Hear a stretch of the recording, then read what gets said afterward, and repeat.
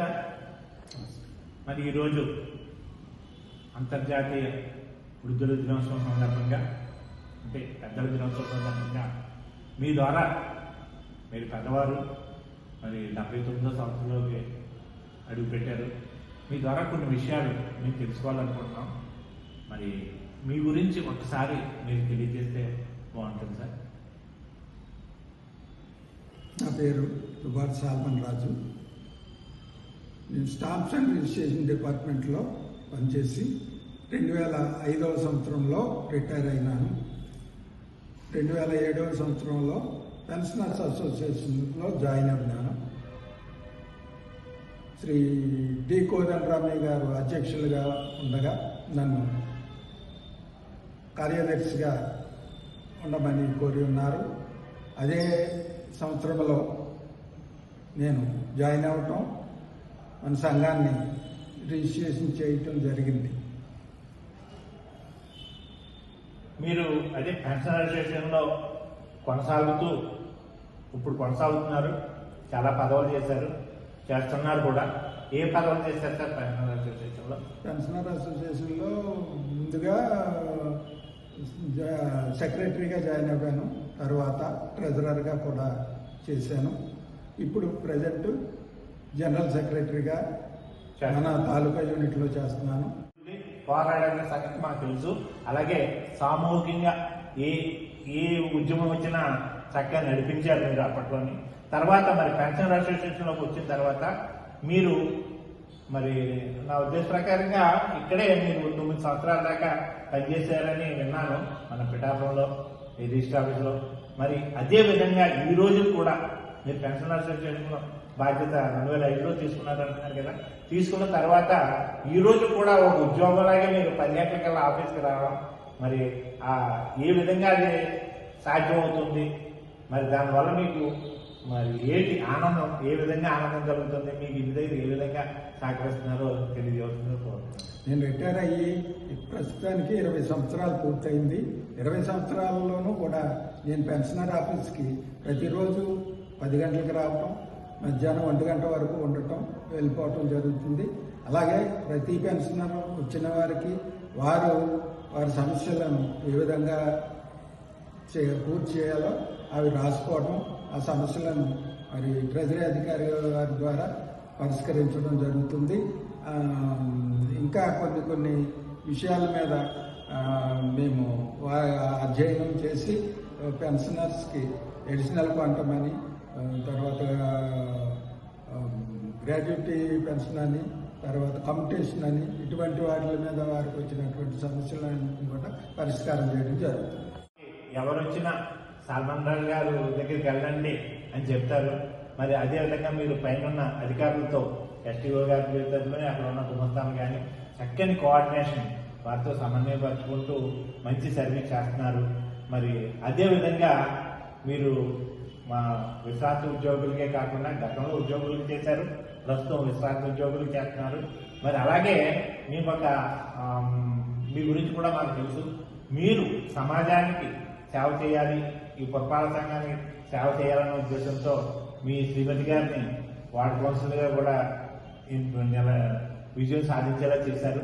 మరి వారికి కూడా మీరే సహకారం అందిస్తున్నారని తెలుసు. ఏ విధంగా అది సాధ్యమవుతుంది వెనకాల నుండి అదే కూడా తెలియజేస్తుగా. అది పెద్ద విషయం కాదండి. తర్వాత మున్సిపాలిటీలో వార్డు కౌన్సిలర్గా ఎంపికైన తర్వాత ప్రతి కౌన్సిల్ మీటింగ్కి ఇద్దరం కలిసి వెళ్ళటం, అక్కడ సమస్యలు, వార్డు సమస్యలు, డ్రైనేజీ సమస్యలు, రోడ్డు సమస్యలు తీర్చడానికి, తర్వాత ఎవరికి ఏం కావాలన్నా కూడా మరి మున్సిపల్ చైర్మన్ గారితో, కమిషనర్ గారితో, వార్డు సభ్యుల సహకారంతో చాలా కార్యక్రమాలు చేయడం జరిగింది.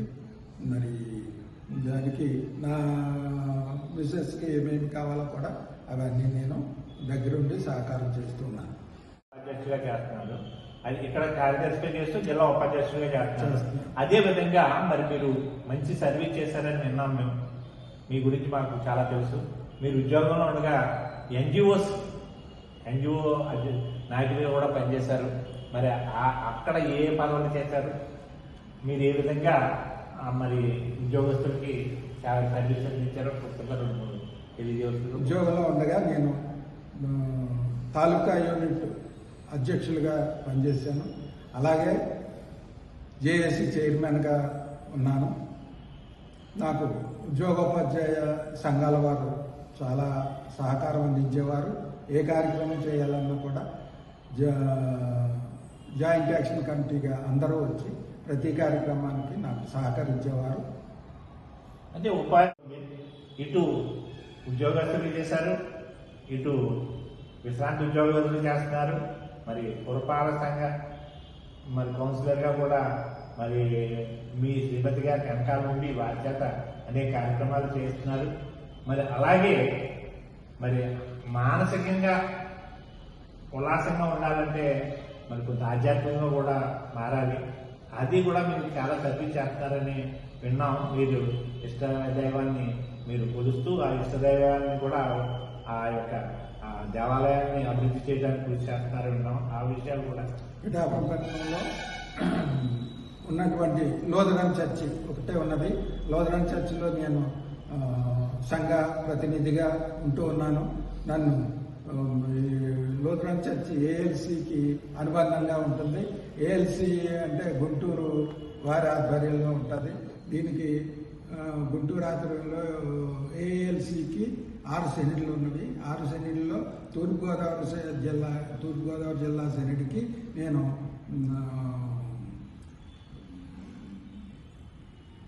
ఏమిటి వివిధ హోదాలో చేశారు. అయితే కార్యక్రమాలు అంటే దేవాలయాన్ని అభివృద్ధి చేయడానికే కాకుండా ఆధ్యాత్మికంగా అభివృద్ధి చేయడానికి చేసే చిన్న చిన్న కార్యక్రమాలు. తర్వాత మీరు ఇక్కడ పెన్షనర్స్ అసోసియేషన్లోనే మరి ఇక్కడ వైద్య శిబిరాలు, కంటి వైద్య శిబిరాలు కూడా నిర్వహిస్తున్నారు. అదేవిధంగా అక్కడ కూడా చర్చిలో కూడా శిబిరాలు నిర్వహిస్తున్నారు.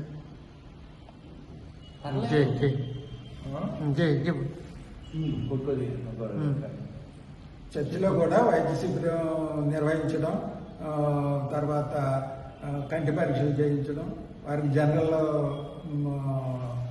పరీక్షలు చేయించడం, వారికి కావాల్సినటువంటి మందులు ఆయా రిప్రజెంటేటివ్స్ ద్వారాను ఆ డాక్టర్స్ ద్వారా ఇప్పించడం కూడా జరుగుతుంది. తర్వాత అలా చర్చిలో కూడా ఆధ్యాత్మికంగా మరి యూత్ వారిని సండే స్కూల్ డెవలప్ చేయడానికి ఎక్కువగా కృషి చేస్తారు.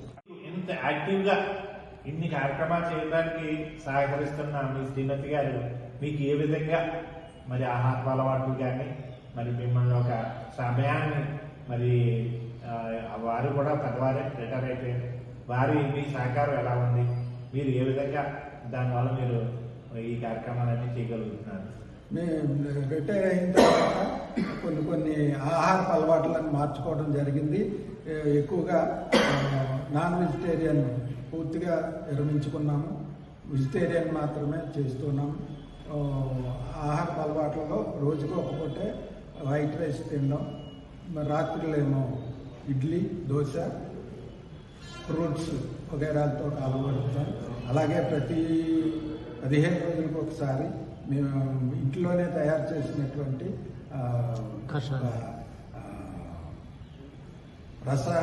రసాయనాలు తీసుకోవడం జరుగుతుంది. అవి ఏమిటంటే ధనియాల రసం అంటారు, ఆ ధనియాలు అల్లం కలిపిన రసం అంటారు. అలాగే వేప చెక్క నుండి బెరడు నుంచి వచ్చినటువంటి రసాన్ని నెలకు ఒకసారి తీసుకోవడం జరుగుతుంది. తర్వాత ప్రతిరోజు ఉదయాన్నే వేడి నీరు తాగటం, తర్వాత చోటు జావ తాగటం అన్ని మంచి అలవాటు సార్. వచ్చేదంటే మీరు అల్లోపతి మెడిసిన్ దూరంగా ఉండి మరి సహజంగా మన ప్రకృతిలో జరిగే ఆయుర్వేదాలని వైద్యాన్ని ఆ పానీయాన్ని అవి తీసుకోవడం వల్ల మరి ఆరోగ్యంగా ఉన్నారని తెలియజేస్తారు. అది పాటిస్తారు సార్ మీ అంతా కూడా. అది మరి అదేవిధంగా మరి మీరు ఈ సమయాన్ని మీరంటే ఆహార అలవాట్లు చెప్పారు, ఆధ్యాత్మికంగా మరి ఏ విధంగా ఉండాలో తెలియజేశారు, సమాజ సేవ చేస్తున్నారు, మరి పెన్షనర్స్ సేవ చేస్తున్నారు, ఉద్యోగస్తులు సేవ చేశారు, ఇంకా ఇప్పుడు కూడా మరి అన్ని విధాలా సేవ చేస్తున్న మీరు మరి మా అందరికీ ఒక ఈ పెద్దల దినోత్సవ సందర్భంగా ఒక చిన్న సందేశాన్ని ఇవ్వాల్సిందిగా తెలియజేస్తాం సార్. ప్రతి ఒక్కరు పూర్తి చేసుకున్నటువంటి ప్రతి ఉద్యోగి కానీ ప్రతి వ్యవసాయదారుడు కానీ చేయవలసినటువంటి పనులు ఏమిటంటే మరి ఇంటి దగ్గరే ఉండి నీరసించిపోయే కంటే మరి ఇంటి దగ్గర ఇంటి చుట్టూ కొన్ని నడవటం అంటే అలవాట్లు నేర్చుకోవటం, తర్వాత ఏదో వ్యాయామం చేయడం, తర్వాత ఒక పార్కుకు వెళ్ళటం, లేదా ఇంట్లోనే ఉంటే ఆసనాలు వేయటం అటువంటివి చేస్తూ ఉంటే ఆరోగ్యంగా ఉంటారు. ప్రతి ఒక్కరు కూడా వేరే వేరే వారితో ఎక్కువగా మాట్లాడటం వల్ల, వారి సమస్యలు చెప్పుకోవడం వల్ల, వారిని ఇంకొకరిని అడగటం వల్ల ఇవి కొన్ని విషయాలు తెలుస్తూ ఉంటాయి. మనము మనకెందుకులే అని ఊరుకుంటే కూడా అనారోగ్యానికి కారకులు మొత్తం. అంచేత ప్రతి ఒక్కరు కూడా నడవటం, తర్వాత మాట్లాడటం, కొన్ని వ్యాయామాలు చేయటం, ఇతరులతో కలిసి ఎక్కువగా గడపటం అనేటువంటి విషయాల మీద ఉంటే ఆరోగ్యంగా ఉంటారు అనేటువంటి విషయం మీద నేను ఎక్కువ శ్రద్ధ పెడుతూ ఉంటాను.